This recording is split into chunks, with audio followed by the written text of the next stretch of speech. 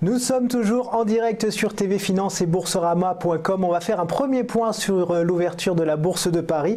Alors regardez, 5330 points, moins 0,03%. Autant dire que ça bouge pas beaucoup. Et on va analyser tout ça avec Benoît Rousseau, trader pour compte propre et fondateur du blog Andil.com. Bonjour. Bonjour à vous. Alors ça y est, on a passé ce seuil des 5330 points. Pas pour longtemps. Pardon, excusez-moi, j'ai pas entendu. Non, je vous dis, donc on a passé ce seuil des 5330 points, mais pas pour longtemps du coup. Vous pensez que ça peut redescendre ?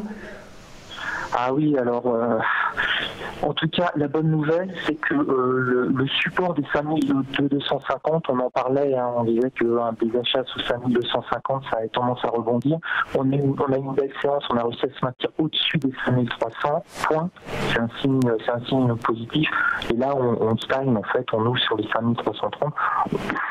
On pourrait peut-être baisser un petit peu, pourquoi pas, mais bon, on a vraiment maintenant cette ligne des 5300 points qui pourrait nous faire au support, et puis une stagnation un petit peu entre 5300, 5350 est tout à fait possible. D'autant plus qu'aujourd'hui, on n'a pas de statistiques particulièrement importantes, et je pense qu'il faut quand même souligner l'événement qui s'est passé, le micro-événement qui s'est passé hier.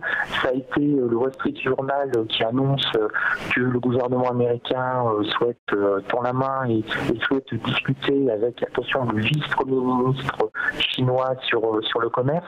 Et là, instantanément, on a tous les indices américains qui ont pris en quelques secondes de plus 0,50%. Alors, ça paraît pas grand-chose, mais c'est quand même 120 points déjà sur le Dow Jones. Les indices européens ont suivi.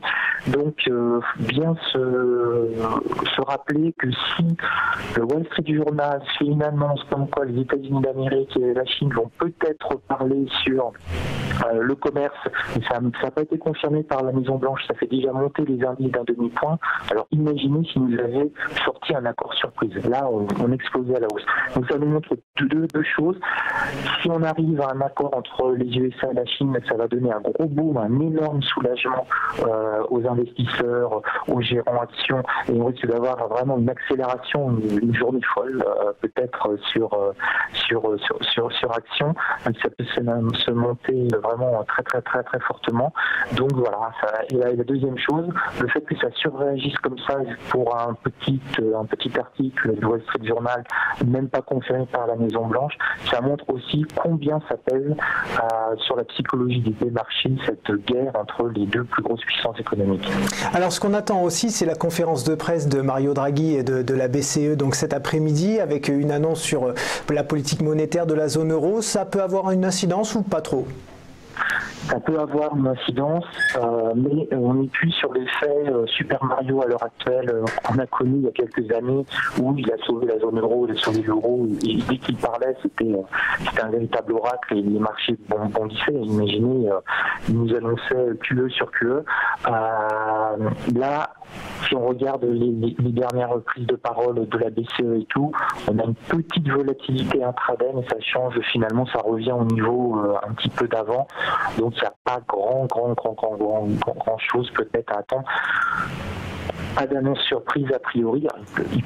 Il peut toujours en avoir une, et ça va choquer les marchés, mais ça fait quand même quelques mois où on n'a pas été surpris par la BCE.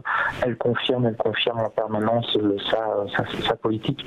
Donc méfiance si on est en intraday positionné juste avant, ce qui serait un petit peu risqué, mais normalement il n'y a pas de surprise énorme à attendre de la part de la BCE. Ouais. Alors qu'est-ce qu'on fait du coup aujourd'hui ? On attend, on observe ? Alors ça va dépendre de votre style de trading. Si vous êtes sur du swing trading, on peut attendre toute la journée peut-être. Un des traders, il va essayer d'attendre une ou deux configurations type. Un scalper va peut-être faire 10 ou 20 opérations maximum. Pour le CAC 40 par exemple, si je rentrais sur CAC 40 aujourd'hui, j'attendrais un repli, un petit repli pour essayer de pas mal rentrer entre 5300 et 5310 peut-être. Mais je suis scalper, donc ça va être pour prendre 3-4 points. Hein. C'est pas beaucoup d'auditeurs vont prendre le CAC 40 pour 3, 4, 5, 6 mois. Voilà, la seule chose qui est importante, c'est que la tendance de fond, finalement, si on regarde bien en prenant un petit peu de recul, reste globalement haussière, aussi sur le CAC 40. Depuis qu'on a rebondi sur les 5250, c'est plutôt bon. Et ce qui pourrait faire vraiment doper les marchés, c'est des accords qui se signent avec les États-Unis et le Canada, notamment. On commence à en reparler, les États-Unis, l'Europe, les États-Unis, la Chine. Alors là, ce sera un soulagement formidable et on pourra avoir une grosse accélération.